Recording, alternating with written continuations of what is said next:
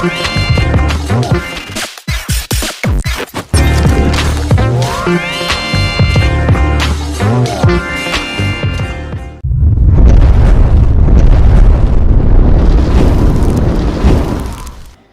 ba'du fa ya ibadallah, wahai hamba-hamba Allah, ittaqullah, bertakwalah kalian semuanya kepada Allah. Sebagaimana Allah Ta'ala firmankan dalam Al-Quranul Karim, a'udzu billahi minasyaitonir rajim, bismillahirrahmanirrahim. Ya ayyuhalladzina amanu, wahai orang-orang yang beriman, ittaqullah, bertakwalah kalian semuanya kepada Allah, haqqa tuqatih, dengan sebenar-benarnya ketakwaan. Kemudian di akhir ayat ini Allah Ta'ala nyatakan, wala tamutunna, jangan sekali-kali kalian mati, jangan sampai roh kalian terpisah dari jasad kalian. Kalian tinggalkan anak, istri, keluarga, harta yang diperjuangkan, illa wa antum muslimun, kecuali kalian dalam keadaan berpasrah diri, tunduk patuh mengabdi kepada Allah Subhanahu wa taala, atau dalam keadaan husnul khatimah.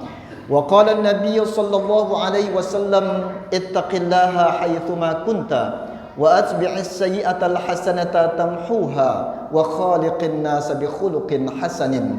Sadaqallahul azim wa sadaqa rasulullah an-nabiyul karim. Wa nahnu ala dhalika minasy syahidin wasyakirin walhamdulillahi rabbil alamin. Jamaah Jumat Masjid Al-Ihsan Wai Halim Permai, Bandar Lampung yang dirahmati oleh Allah Subhanahu wa taala. Berdasarkan kalender Hijriah, hari ini bertepatan dengan 21 Dzulqa'dah 1447 Hijriah. Berarti lebih kurang 10 hari lagi kita masuk di bulan Dzulhijjah, atau 20 hari lagi lebih kurang kita masuk di hari raya Aidil Adha.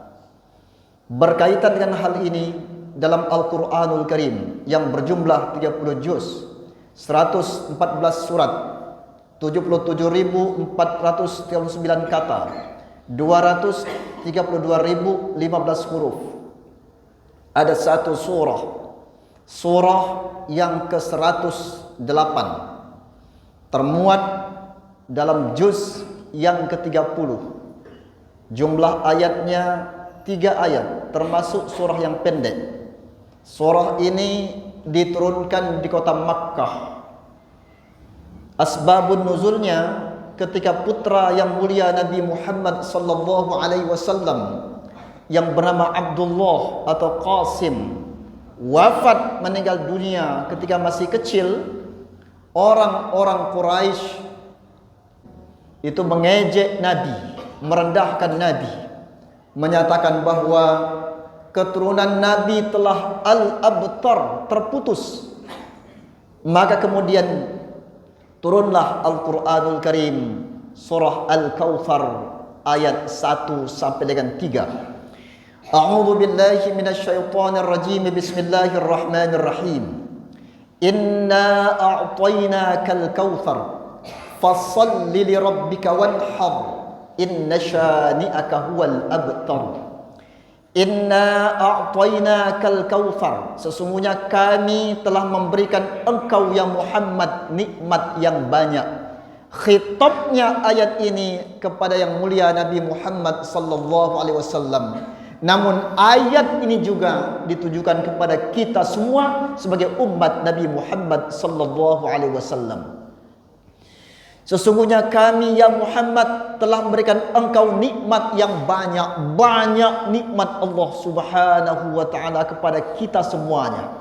Yang pertama, nikmat kehidupan.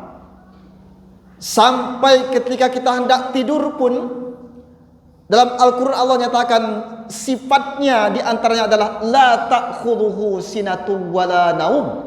Allah tidak tidur dan tidak mengantuk. Ketika kita hendak tidur, seakan Allah nyatakan kepada kita, wahai hambaku, tidur engkau, aku tidak tidur, aku tak ngantuk. Ku jaga nafasmu, ku jaga jantungmu yang berdenyut, ku jaga hartamu, keluargamu, tidurlah engkau. Subhanallah, nikmat yang luar biasa. Bangun tidur kita masih bernafas, tangan masih bisa bergerak, rumah masih ada, keluarga masih ada, harta masih ada. Subhanallah, luar biasa. Yang kedua, nikmat berupa panca indera. Berupa panca indera. Aslinya kita tak mampu untuk melihat. Ini mata ini casingnya. Kok bisa melihat? Allah titipkan asma'nya basar, melihat. Maka manusia mampu untuk melihat. Aslinya manusia tak mampu untuk mendengar. Dengan telinga, Pak Ustaz, telinga hanya casingnya. Allah titipkan sifatnya as-sama'. Manusia kemudian mampu untuk melihat. Manusia tak mampu untuk bergerak, duduk, berjalan. Allah titipkan sifatnya qudrah. Dia bisa mampu berjalan. Aslinya enggak punya kemauan, enggak pengen ini, enggak pengen ini, enggak pengen ini. Allah titipkan asma'nya sebuah keinginan, iradah. Maka dia mampu untuk menghendaki sesuatu. Maka hakikatnya adalah manusia tak memiliki apa-apa. Semua yang ada, tubuh kita, panca indera kita, kehidupan kita, rizki kita, semuanya adalah milik Allah Subhanahu wa ta'ala. Itulah makna inna lillah wa inna ilaihi raji'un. Karena nikmat Allah yang banyak, yang luar biasa, inilah jemaah Jumat rahimakumullah, maka Allah Ta'ala perintahkan dua hal. Fasalli li rabbika wanhar. Maka solatlah engkau untuk Tuhanmu dan berkurbanlah. Yang pertama, perintah untuk solat. Kenapa mesti solat? Inna salata tanha 'anil fahsya wal munkar. Solatlah satu-satunya jalan agar manusia selamat dari sifat keji dan mungkar. Maka seorang ulama besar, Al-Imam Al-Munziri, setelah beliau meneliti sekian banyak ayat-ayat Quran, meneliti sekian banyak hadis yang mulia Nabi Muhammad sallallahu alaihi wasallam, kemudian beliau menyimpulkan, siapa yang ahanas salah, meremehkan salat, melalaikan salat, aqabahullahu bi khamsati asyrah uqubat. Allah hukum dengan 15 hukuman. 6 di dunia, 6 menjelang wafat, 6 di alam kubur, 6 di akhirat. Saya sampaikan yang 6 di dunia saja. Yang pertama, tunza'ul barakah min umrih. Allah cabut berkah hidupnya. Enggak ada baik lagi hidupnya. Kemudian yang kedua, tumhasi masalihin min wajhihi. Allah hilangkan, Allah delete ciri orang-orang salih di wajahnya. Kemudian yang ketiga, la turfa'u du'aahu ila sama. Doanya tak diangkat naik ke langit. Kemudian berikutnya, laisa lahu hazzun fi du'a'is salihin. Dia enggak kebagian doa orang-orang salih. Kemudian yang kelima, kullu amalin ya'maluhu la yu'ajiruhu Allah. Seluruh amal-amalnya enggak ada pahalanya lagi. Zuhur salat, zuhur salat, asar salat, maghrib salat, isya tak salat, sengaja tak salat. Habis isya dia tilawah Quran enggak ada pahalanya lagi. Dia berbuat kebaikan enggak ada pahalanya lagi. Bantu sesama enggak ada pahalanya lagi. Kenapa? Puncak ibadah itu dia tinggalkan. Dan yang keenam, takhruju ruhahu bighairi iman. Keluar ruh dari jasadnya tanpa membawa iman. Na'udzubillah thumma na'udzubillah. Kemudian perintah yang kedua adalah wanhar, berkurbanlah engkau. Yang mulia Nabi Muhammad sallallahu alaihi wasallam bersabda, man wajada sa'atan falam yudhi fala yaqrabanna musallana. Siapa yang mempunyai kelapangan, teksnya yang mempunyai kelapangan. Kalau haji itu man istata'a ilaihi sabila, yang mampu mampu fisiknya, mampu ekonominya, mampu perjalanannya, istita'ah. Kalau ini man wajada sa'atan, yang mempunyai kelapangan. Maka sebagian ulama mengatakan bahwa maknanya lapang hatinya, lapang pikirannya. Lapang batin, lapang pikirannya. Masalah harta, yang penting ada kelebihan harta dan mampu untuk beli 1 ekor kambing pada hari-hari nahar, maka dia termasuk kategori sa'ah, mempunyai kemampuan dan kelapangan. Jamaah Jumat yang dirahmati Allah Subhanahu wa taala, ibadah kurban ini bukan sekedar ritual memotong hewan. Yang Allah nilai bukan sebuah hewan besar kecilnya hewan, tapi sebuah semangat, sebuah jihad, sebuah perjuangan yang ada pada diri seorang hamba.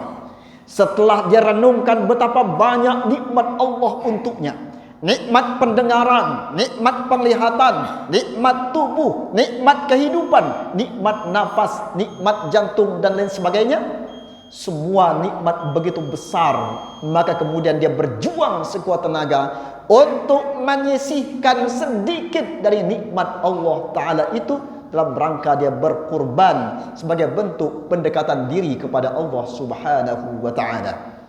Sebagai penutup, jamaah Jumat yang dirahmati Allah Subhanahu wa Ta'ala, hidup di alam dunia ini tidaklah lama.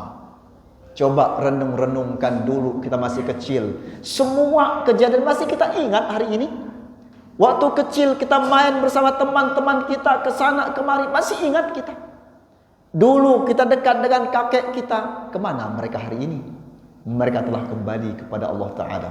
Waktu bergerak mengejar umur manusia, mereka telah tiada. Wafat kakek kita, meninggal nenek kita, seakan tak berarti bagi kita. Kenapa? Kita punya ayah, ibu yang kita banggakan. Waktu pun bergerak mengejar umur manusia, kemana sebagian mereka sekarang? Sebagian mereka telah kembali kepada Allah Subhanahu wa Ta'ala.